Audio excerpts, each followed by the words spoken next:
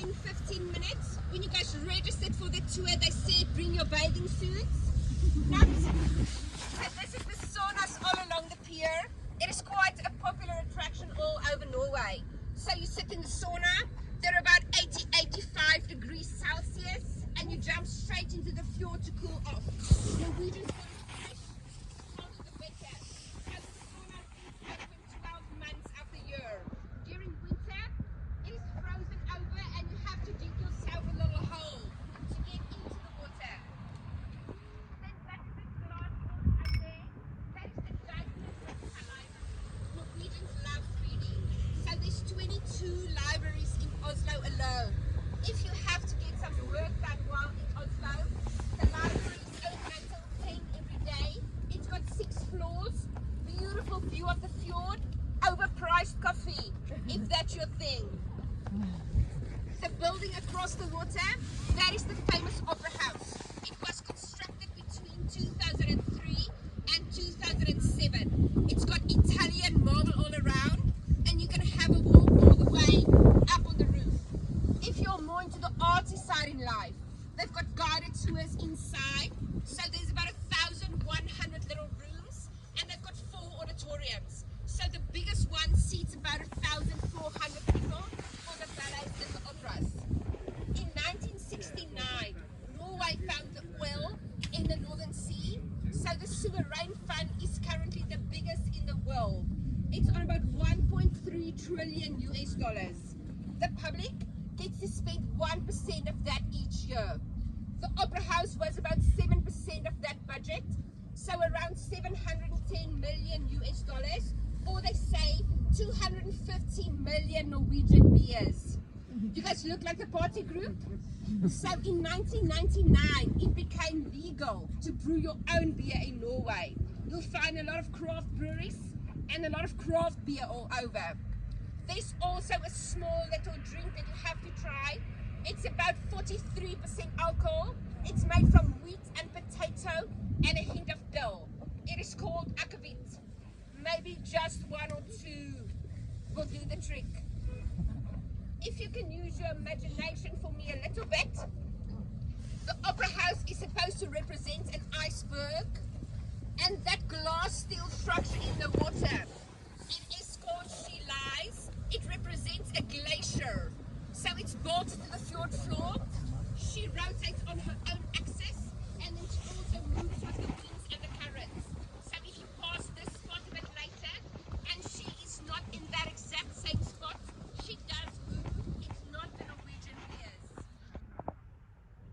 The grey building behind the Opera House, that is the Monk Museum. It's got a world famous painting there. Have you heard of the Scream? So currently there's 3 versions of the Scream painting in the Monk Museum. They rotate them every 30 minutes. A 4th version can be seen in the National Museum that we're going to pass a bit later.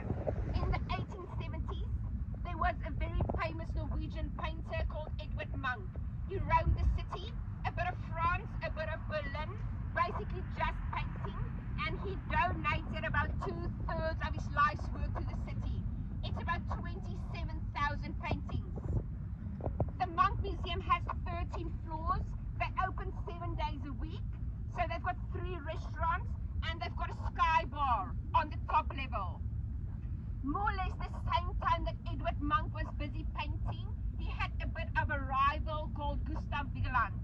So the Vigeland Sculpture Park is one of the biggest sculpture parks in the world, with sculptures designed by one single person. It's a very popular tourist attraction. You have to be a bit careful of the photos that you send to your grandparents. There's about 200 naked statues in the Vigeland Sculpture Park. That little mountain at the back, that is called Eckerberg Sculpture Park. So it's got about 40 sculptures located all over. It's a nice little hike and a restaurant in the middle. They say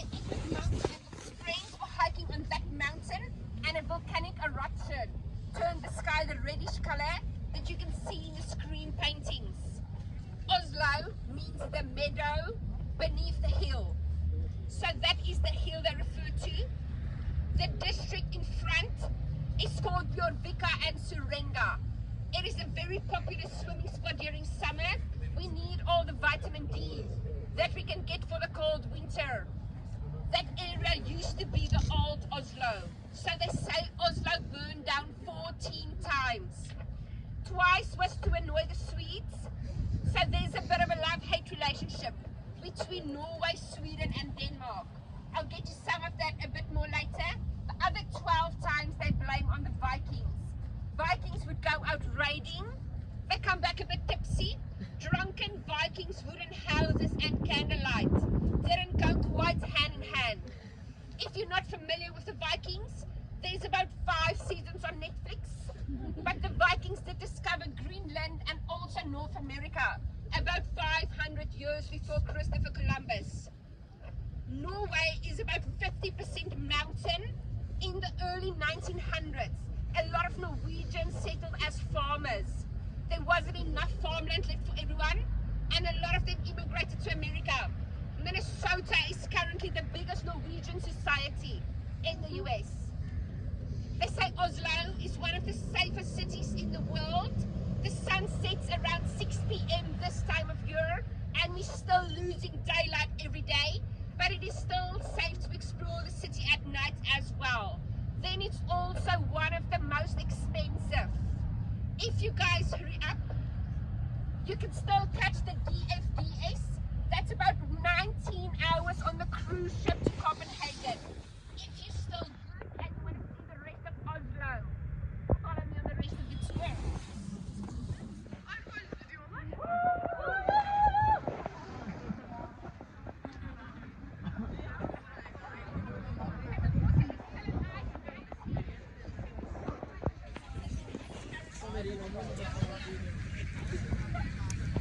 Dagen tutta For 3 days and 3 nights. It became a bit expensive to keep on rebuilding. It became a bit ridiculous, but the Norwegians couldn't build with anything other than wood. So they brought some Dutch from the Netherlands with their building material. So this is one of the first brick buildings in the 1600s. It served as the city hall for a while and then as a police station.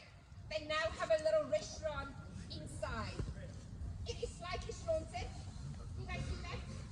We don't know why. We're going with the theory that the Dutch integrated so well into Norwegian society. This is the work of the morning after a couple of beers and akkefiet. Then if you guys have a look at the passing cars, it's not that busy yet. The cars with the green number plates, they're slightly bigger. They're your pickup vans or your panel vans. So if you register your private vehicle, get a bit of a tax break, and they are used should there be emergency situations, transport goods or people in or out. A good example was about 2 months ago. There was a lot of rain up north and there was flooding and landslides. So you would put a message in the area for the meeting point and then you had to evacuate the people with your van, the ones with the green number plates. Then the cars with the number plate starting with the letter E. That is the electric cars. So Norway is currently the leading country in the world of electric cars. About 20% of the cars are electric, completely tax-free. Then we've got 2 red men on the traffic lights.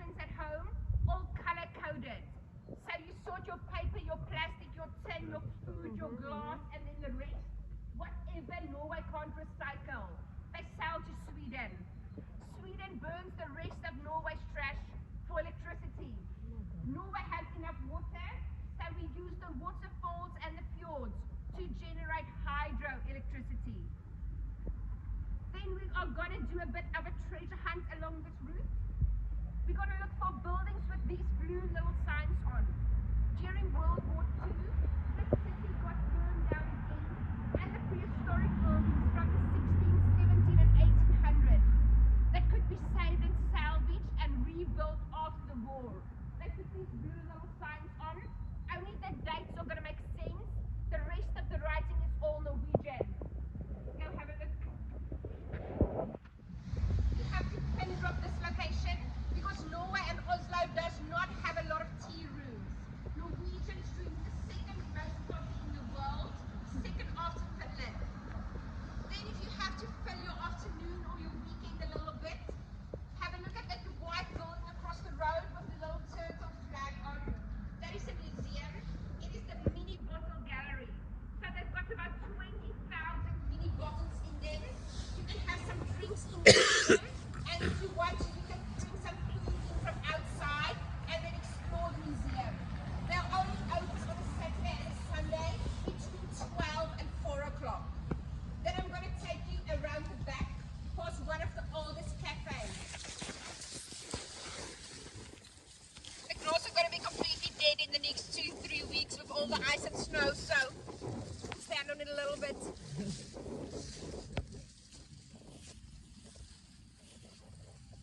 So the area that we just passed through is still an active military site all around us. So those buildings over there is used by the military as offices, and in that building and this one over here is used by the police as their horse stables and their horse arena. So the police roam the streets on their horses very relaxed. Since World War II, only 12 policemen has been killed while on active duty in the whole of Norway. I think it's a safer job than I have. Then this over here is the Akershus fortress. It is one of the only fortresses in Norway that's never been taken during World War II or the Great Northern War. If you look up Quisling in the English dictionary, it means someone betraying his country for his own good. Quisling was a Norwegian Navy officer during World War II. He took the side of Germany, and he also tried delaying the royal family's escape when they had to go into exile in England. Quisling is the last guy that got executed on Norwegian soil in 1945 behind the walls of the fortress. Inside the walls of the fortress is the Armed Forces and the Resistance Museum, and they also turned the old palace into a museum. So Norway got occupied by Germany during World War II. Norway got taken on 9 April 1940, and then the Norwegians tried resisting for about 3 months before Norway was completely overrun and occupied for 5 years. Then remember King Christian, the guy with the glove statue. So I said that was a Danish king. So why a Danish king in Norway? In the 1300s, the Black Plague wiped out about a third of Norway's population, including the royal family. Denmark said instead of fighting Norway, they just gonna take Norway for them. Norway was under Danish ruling for about 400 years. Even the capital of Norway was Copenhagen. Then during the Great Battle of Napoleon, Norway and Denmark took the side of France and Sweden took the side of England. When Britain won the Great Napoleon Wars, Norway had to be given to Sweden by the Danish king. The union between Norway and Sweden was a lot more relaxed. They got their own capital and they started speaking a lot more Norwegian all over the country as well. Then 17 May 1814, Norway got partial independence. So the 17th of May is seen as Constitution Day. That gets celebrated religiously each year. You wake up in the morning, you have champagne breakfast, and you put on your bunad. So that is the Norwegian traditional wear. For the ladies, it is a black or red or blue flowery dress. And then you get your proper bunad when you turn 18. They're all handmade and between 30,000 and 60,000 kroner. Then there's parades all over the streets on the 17th of May. 1905, Norway got full independence. So 1905, the king of Norway was called King Håkon. He later on had a son called King Olaf, and they say the two of them is not that interesting, so I'm allowed to skip over them. King Olaf had a son called Harold. Harold did a lot of volunteer work. He worked for the Red Cross. He met a lady. There was a bit of a problem with Sonja. She didn't have any blue blood in her veins, so you had to marry a cousin or at least a noble. They had to date in secret for 8 years. Somewhere along the line, King Olaf said, well, Harold, you next in line as heir to the throne. You need to start thinking of marriage. And they found out about Sonja. Harold said that he's marrying Sonja or no one at all. They had to change the Norwegian law so that Harold could marry Sonja, and that is the current king and queen of Norway.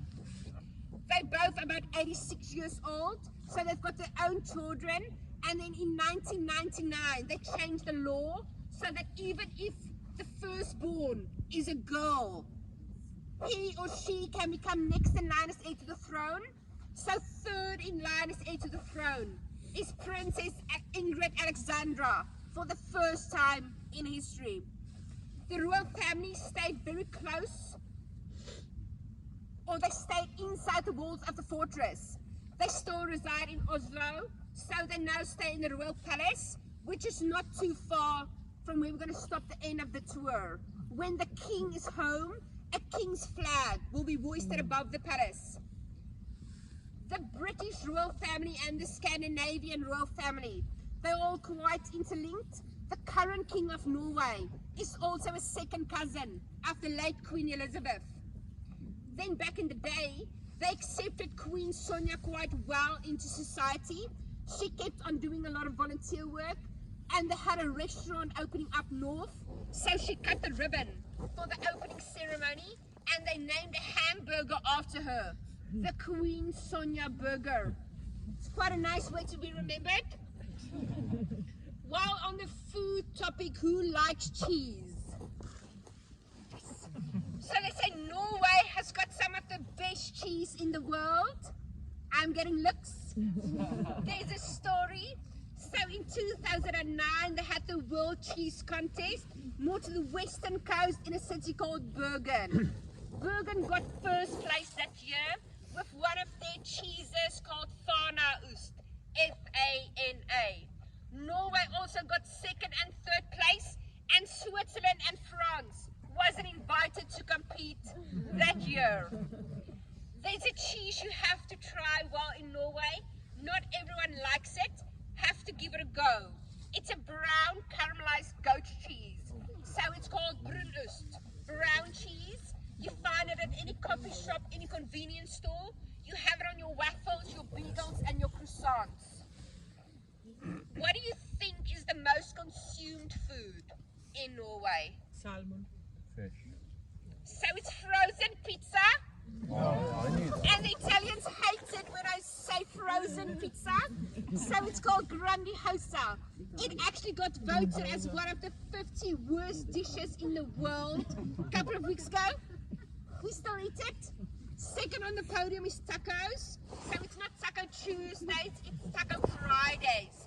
More because of the social aspect. Then Norway does export about $5.3 billion of salmon each year. So you'll definitely find a fish dish somewhere on the menu in Oslo. We're going to stroll to the pier a bit later. So at the pier there's a lot of restaurants. There's also a restaurant, it's called The Salmon. Quite easy to remember. Inside the Salmon, there's a bit of an exhibition. It is open and free to the public. So there they teach you about the life stages of the salmon. And then they also have some cameras of the salmon farms up north. Very interesting if you're interested in Norway's salmon farming. There's also a food court called Mathallen. So Mathallen is about 20-minute walk from where we're going to stop the end of the tour. There they've got some reindeer stew, moose burgers, they've got some whale and wild boar, and then of course some kangaroo all the way from Australia. Then some more exotic fish dishes. You get your torfisk, that is basically fish beef jerky. So you hang your fish outside on racks to dry, and then you get rakfisk. I haven't been brave enough. Gordon Ramsay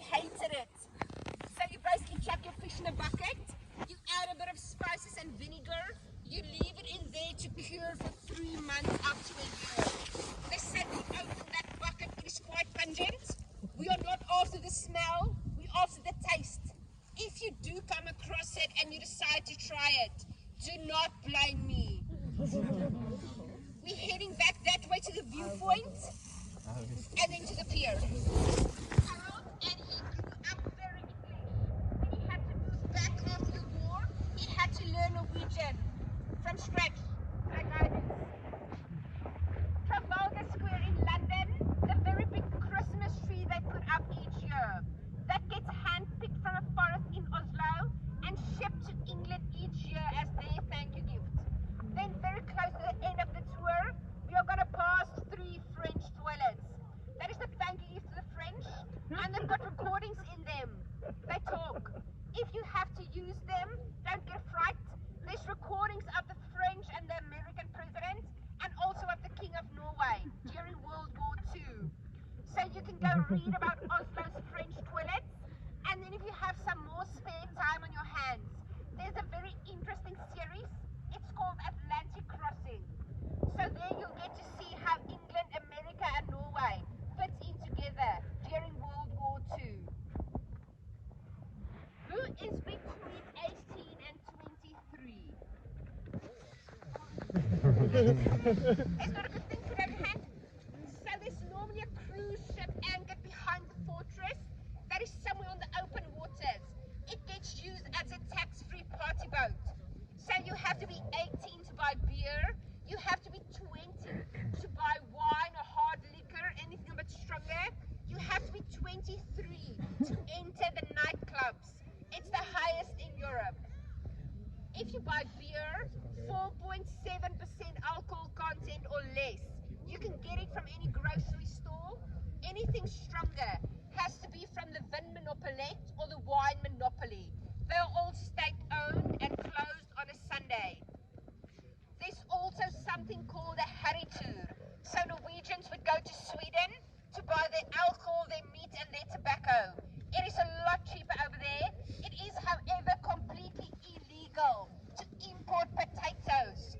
There was a bit of a potato plague in Europe back in the day, and when the ban got lifted, Norway kept the ban to protect their potato farmers.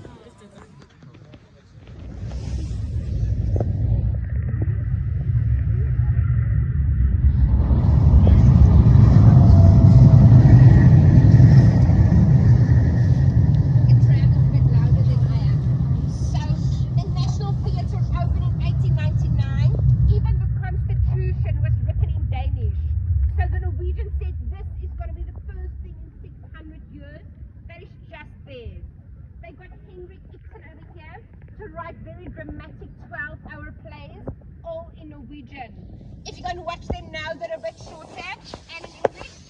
Henrik Ibsen is also the second most famous playwright after William Shakespeare. Bjornson over there. Yes, he's the guy who wrote the poem about the tiger called The Last Song. He also wrote the Norwegian national anthem. Then that road over there with the hop-on, hop-off busing, that was named after a French king called Jean Bernadotte. That is the main road, and Jean Bernadotte wasn't very Norwegian, so he had to change his name to Karl Johan IV. If you follow Karl Johan's gate straight up that way, you walk right into the royal palace. They have the change of the guard ceremony every day at 1:30. Then that yellow building across the road with the purple flag on, it is called Hotel Christiania. So there's a lot of the buildings still called Christiania. Back in the day, Oslo's first name was Oslo or Oslo, and then while King Christian reigned, he decided that he's going to name the city after himself, Christiania. Very humble. And then in 1925, they changed the city's name back to Oslo. Then I promised you French toilets. We're going to pass the French toilets and then we've got one final stop. And elections gets held every 4 years. During summer, the parliament is open to the public, so you're allowed to sit in on this discussions. You're just not allowed your own opinion, and it is all in Norwegian. Someone also made a replica of the parliament building with Lego blocks, so that is inside the foyer of the parliament. For now, you're going to have to see it on Google. Who do you think is not allowed inside the parliament building? So the king, the royal family is seen as a monarchy. So just as a sign and a symbol, the king is only allowed inside the parliament building once a year. It is normally the first week in October when they celebrate the opening of the parliament.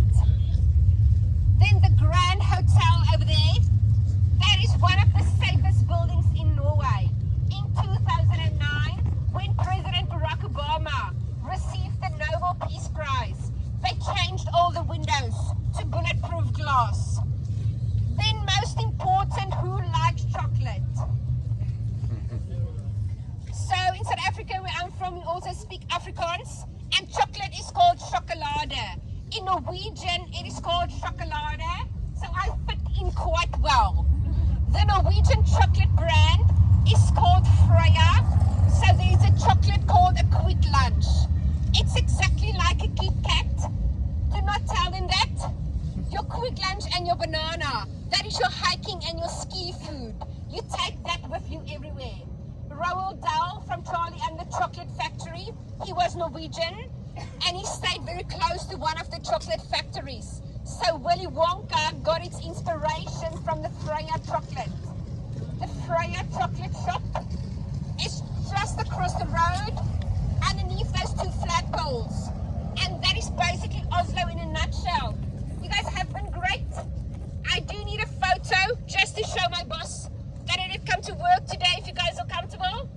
I'll put you with the parliament in the background and we'll do chocolade on 3. Someone grab my sign? No, thank you. I told you.